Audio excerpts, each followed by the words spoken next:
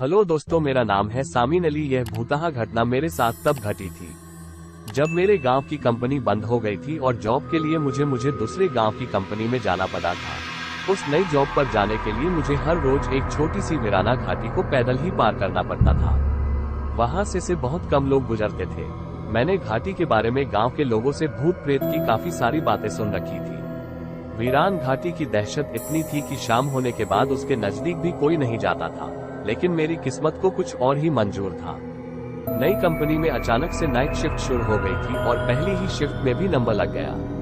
अब मुझ पर रात के समय में घाटी से पैदल जाने की नौबत आ गई। ये बात मैंने सबसे पहले जाकर मेरी पत्नी अफरीना को बताई। उसने बड़े प्यारे स्वरों में कहा, परेशान मत होना सामीन जी, ये दिन भी बीत जाएंगे। फिर हम दोनों में घर का कुछ कीमती सामान बेचकर मेरे एक दोस्त की पुरानी बाइक खरीदी। रात को मैं सही समय पर घर से अपनी बाइक पर निकला। जब मैंने घाटी में प्रवेश किया तब वहां मुझे एक परिंदा तक नजर नहीं आ रहा था, लेकिन घाटी के बीचों बीच पहुंचने पर अचानक से मेरे आसपास ठंड बढ़ने लगी और कहीं से घना कोहरा जमा होने लगा था। जब मैं उसे कोहरे से बाहर निकला तब मुझे बाइक कुछ वजनदार लग रही थी। हालांकि उस बात पर मैंने ज्यादा ध्यान नहीं दिया था।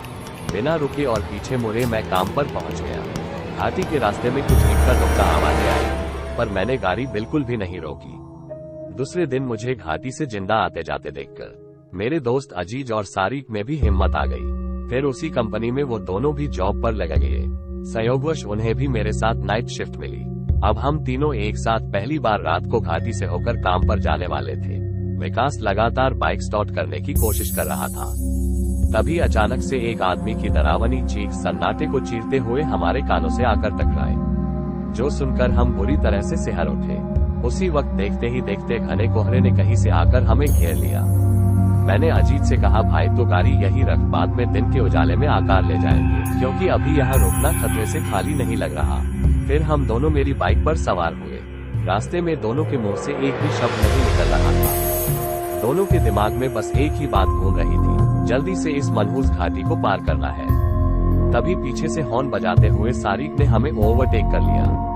बाइक पर उसके साथ एक और अनजान आदमी भी बैठा था। तो दोस्तों, ये कहानी आपको कैसी लगी कमेंट में अपनी राय जरूर लिखें।